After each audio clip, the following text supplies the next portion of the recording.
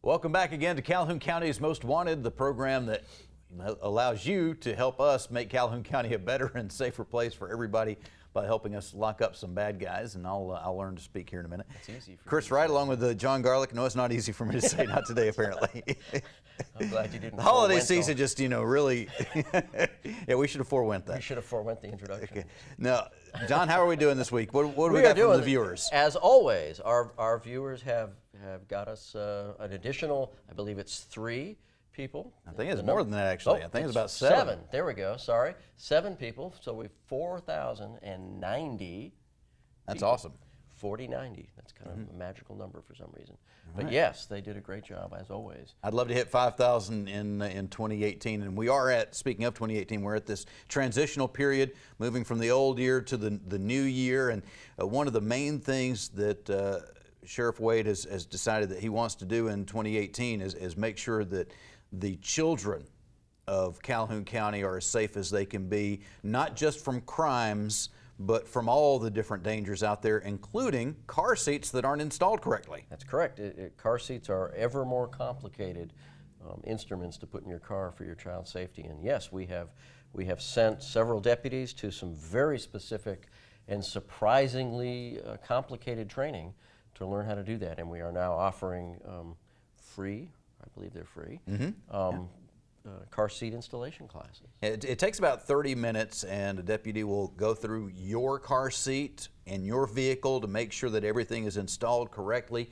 95% of all parents make at least one mistake with their car seat or putting the child into the seat, and that's just not acceptable. We've got to do better than that. So with this training, you'll be able to get it right, know you've got it right. They're doing it Monday through Friday from 8 a.m. to 3:30. You can come without an appointment, but if you make an appointment, call ahead. It'll make things a little bit quicker for you. Not only will they help you make sure it's installed correctly and such, but they'll also check the model there and see if that particular car seat has any recalls, because quite a few of them have had those. They do. Car seats are very complicated. As a grandparent, even if you're a grandparent and find yourself with your grandchildren from time to time, you're going to have to learn how to install that car seat. And I have had a hard time installing car seats for my grandkids. So even if you're new parents, old parents, or grandparents, if you're using a car seat, please, you need to come down and let our trained professionals show you how to do that. And that'll be happening at the Calhoun County Sheriff's Office. Again, Monday through Friday from 8 a.m. until 3:30 p.m. Call if you can and make an appointment, but it's not absolutely required. All right, we're going to take a quick break. When we come back, we'll have the first half of this week's lineup on Calhoun County's Most Wanted. And welcome to this week's edition of Calhoun County's Most Wanted. First up on our lineup this week, as in weeks past, Remington Johnson, last known to be living in Birmingham. Mr. Johnson's wanted for murder, and we need to know where he is. If you have any information, please give us a call. Next up is Donald Sanders. Mr. Sanders, last known to be living in Pell City. He's wanted for probation revocation on assault second. And meet Christopher Denny. Mr. Denny, last known to be living in Anniston. He's wanted for failure to appear in trafficking in methamphetamine, possession of a firearm with an altered identification marks, a certain person forbidden to possess a firearm, and receiving stolen property third. And meet D'Angelo Russell. Mr. Russell, last known to be living in Anniston. He's wanted for probation violation on possession of marijuana first. And this is James Graham. Mr. Graham, last known to be living in Jacksonville. He's wanted for failure to pay on child support, the face of a deadbeat dad. And we'd like you to take a look at Lisa Hanna. Miss Hanna, last known to be living in Anniston. She's wanted for failure to appear on attempted burglary third. And last up for the first half of our lineup, Jeremy M. Finger. Mr. M. Finger, last known to be living in Goodwater, Alabama. He's wanted for failure to appear on sex abuse second. And that's it for the first half of our lineup. Stay tuned for the second half later in the show. All right, we'll have some more bad guys here in just a few minutes, John, but right now we're going to welcome on a couple of really rad guests. That's a word that the cool teenagers are using now, right? Cool teenagers? Yeah. Yeah, well, dude, that's really rad. But speaking of rad, we've got two of my favorite people Deputy Joshua Cryer, and Lauren, my goodness, Keefe, the Executive Administrative Assistant to Sheriff Matthew Wade, by the way. She does everything pretty much at the sheriff's office that you don't do, apparently. I thought you did everything, and then I She met does Lauren. really and everything. She's all over lots of different things. Lauren and I have worked on a few different things here recently together, and always fun to work with you. And you're involved in this RAD program, so it's not just a cool word that the teenagers have just started using. It's a program that is really helpful for women and kids and lots of people. Right. It stands for Rape Aggression Defense. It's a program that we teach at the Sheriff's Office. We teach the women portion, but we will accept younger teenagers or middle schoolers depending on the maturity of the child, and that's up to the parent if they'd like them to attend. But strictly for women and girls. Women and girls. All right. So Joshua, tell us a little bit about the actual training itself. What kind of things are these women and girls learning? Well, a lot of it is prevention from putting yourself in situations that could create a problem. A lot of the classroom instruction goes by, don't be staring at your cell phone while you're walking to your car and not aware of what's going on around you. It's basic principles such as that to show you, hey, I can do this. I can keep myself away from things, and then therefore build some confidence. And then after that, we teach them a little bit of physical, components, things to put on their tool belt to say, hey, if someone comes at me, I could use this or this to help me get out of that situation. Is the problem the same as it's always been, or is the problem changing? Are women threatened in different ways today than they have been in the past? I don't know if it's changing as much as, we seem to be more distracted. Cell phones, things, social media, we're so addicted to holding something in our hands, and we're just not paying attention. The attacks necessarily themselves aren't changing. It's still the same basic components put together to do it, but women and others are just not paying attention. We're playing Pokemon Go. We're looking for that Squirtle and trying to catch it there, and we can see Squirtle on the screen, and on that screen we see the background there if you got it set that way on your phone. If you do the Pokemon Go, you can see a little bit of what's actually happening, but you're paying attention to that, and right over here is the stranger danger going on. Stranger danger lurking. Mm-hmm. Watching. And they notice when you're not paying attention to what's going on. Well, everybody notices, if you go out, what are people doing? If you look on the internet, there's the comical videos of people running into glass because they're on their phone, they're distracted. And everyone knows that people are so addicted to that phone that they're not paying attention. There's so many reports now of people trying to get in your car at Walmart, Sam's. Here locally, these things are popping up, and a lot of it is the people aren't paying attention because it's cold. I've got to get to my car, and I'm not paying attention to what's going on around me, but as soon as I get in that car, the first thing I got to do is I got to look at that Snapchat. I got to answer that tweet, that text message. I've got to do that. I'm not worried about what else is going on to the guy that's opening my back door getting in the car with me. Yeah, the danger doesn't end as soon as you get in the car, does it? No. No, and as a woman, before RAD, I'm an instructor, but also a woman who can benefit from this training, and I have noticed my awareness severely heightened. I walk out of a place no longer checking my cell phone or hopping in my car and forgetting to lock the door. We're going to teach a lot of those type of things that I personally have benefited from. We're going to teach that as well. Because that is the basic premise, is that you need to be aware and be self-aware. But it goes so much more than that. We're not just going to sit in a classroom and teach you what you should and shouldn't do all day long. A lot of the things we teach you are common sense, but we tend to forget them in this day and age, like we said. And John, I know that you have been directly involved with a lot of people after they have been attacked, and you have seen immediately and years down the road the impact that it can have on a person's physical and mental state. It's something we need to be prepared for before it happens. Post-traumatic stress is not just combat veterans. Post-traumatic stress is any event that obviously was traumatic, and it can have lifelong implications. Not just the physical injuries, but you're right, the mental injuries can cost you tremendously. Your fear of You may have a fear of going shopping, or a fear of being alone, or a fear of going out at night, and those are things that ruin our quality of life. And there's no sense in having somebody, some evil person, take away your freedom and your quality of life when you can be trained and empowered to avoid those situations or to act when you have to. Yeah, we wouldn't send our kids out driving a car before they've had the proper instruction on how to drive that car. We also shouldn't be just going out on our own until we are aware of how we act and how other people are acting and what the dangers are. And this is some good training. So we want to talk more about the training itself and when it's available for people here in a minute. We need to take a break here for just a second, but we will be back. We'll have the second half of this week's lineup and more about the RAD program here on Calhoun County's Most Wanted. And welcome back to the second half of our lineup. First up this half, Derek Slade. Mr. Slade, last known to be living in Greenville. He's wanted for failure to appear on resisting arrest ×3.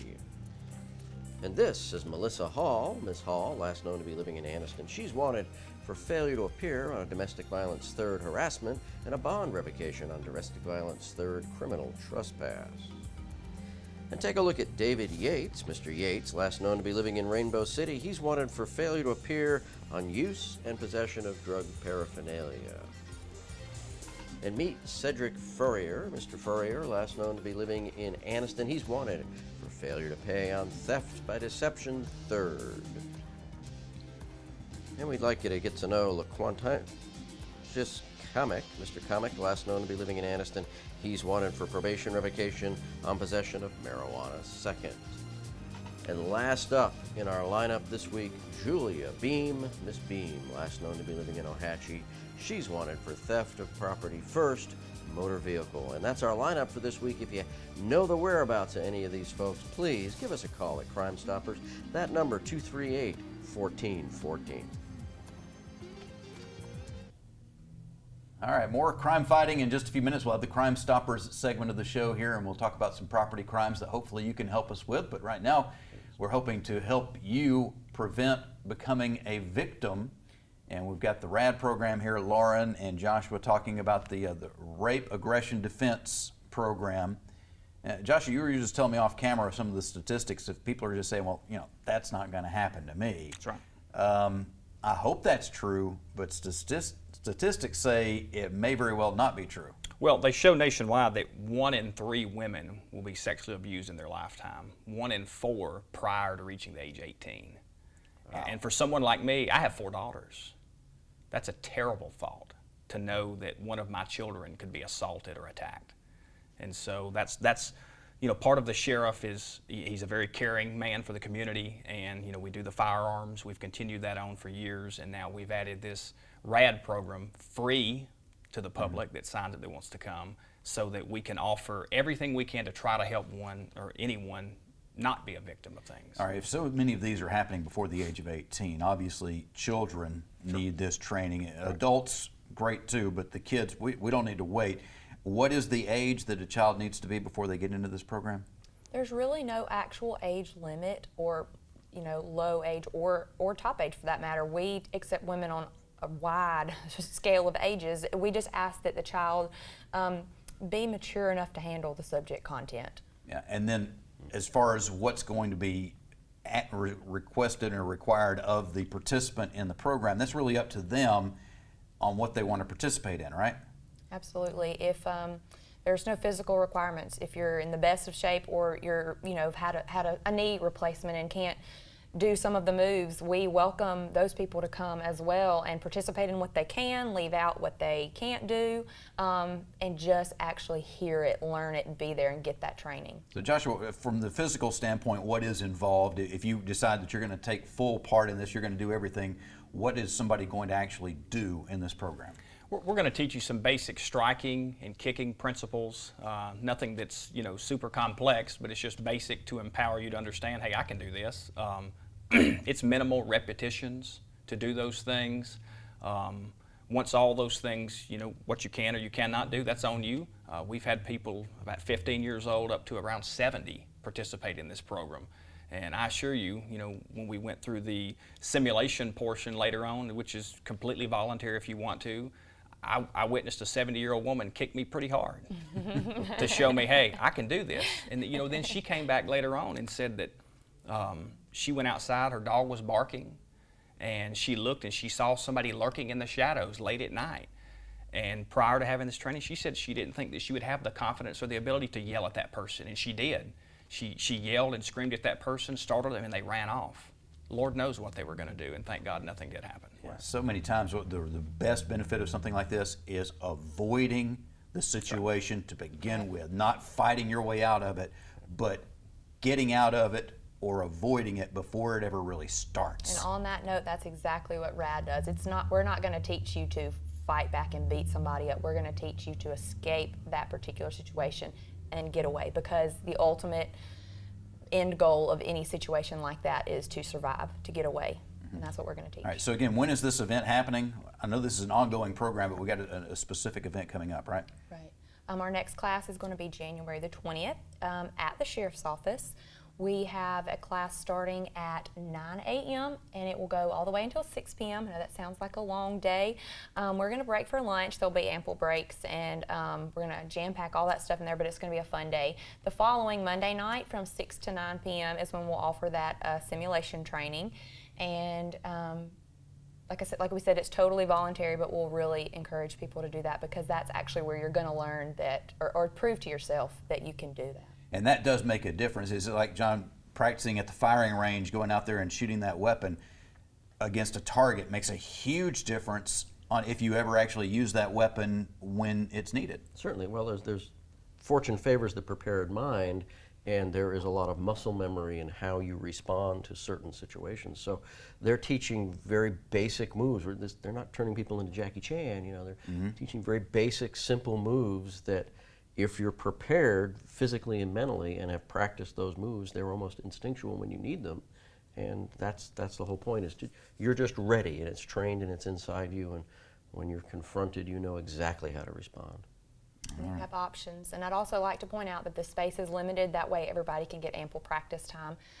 There is a phone number that you can call to sign up and get your name on the list. That's 256-241-8044 to get your name on the list. And we unfortunately have to limit that number, but we'll have that offered coming up. All right, well, this is a great service. We appreciate you guys taking the time to put this on for the public, and if they don't make it to this one, there will be some more events in the future. Absolutely. All right. We are going to take another break. When we come back, we'll have the Crime Stoppers segment of the show and our Crazy Criminal of the Week on Calhoun County's Most Wanted. And welcome to the Crime Stoppers portion of our show, where we ask you to help our investigators with these cases. First up on your caseload, sometime between December 11th and December 12th, the 2006 silver Acura RL was stolen from a residence on Bee Cove Road in Anniston. And on December 13th, this home on Broughton Road in Wellington was burglarized. A suspicious white female and white male were seen at the home in a white Altima. And sometime on the morning of December 14th, a white male stole a cell phone from a business located on Shakalaka Road. And also on December 14th, 2 cases of beer were stolen from a business on Highway 431. A black male in a dark-colored Cadillac was seen leaving with those items. And also on December 14th, a home on Sulphur Springs Road in Lincoln was burglarized. Items stolen from there were a Dell laptop, Sony camera, iPad, medication, a Glock 40 caliber pistol, Costa sunglasses, and St. Clair County Sheriff's Office polos. And last up on your caseload for this week, on December 17th, this home and outbuilding on Cataquilla Road in Anniston were broken into. They got away with jewelry, knives, tools, a camping stove, a car dolly, and a Samsung TV. And that's it for our caseload this week. If you have any information on these cases, please give us a call at Crime Stoppers. That number, 238-1414. Remember, we want your information and not your name. Stupid!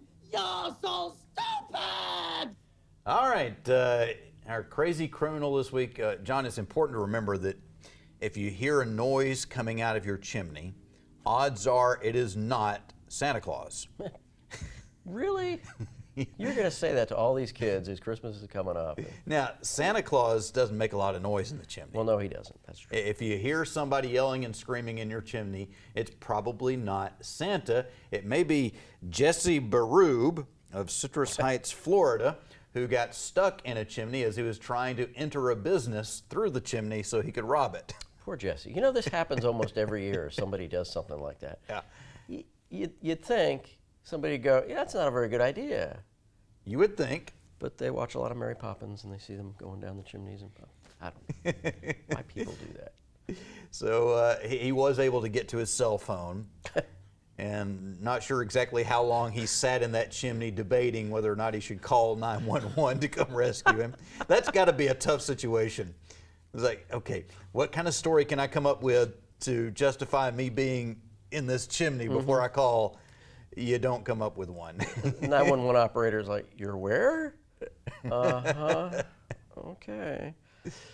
Wow. Jesse was rescued and taken to a safer, more secure location. I would have started a fire to get him out. You He'd stuck? get unstuck. Are you stuck? You got down there. I think you can get out. Wow. All right. That is all the time that we have for this episode of Calhoun County's Most Wanted. We hope that you have a very happy holiday season, and we'll be looking for you again in the new year. Indeed. But hopefully not in the lineup on Calhoun County's Most Wanted.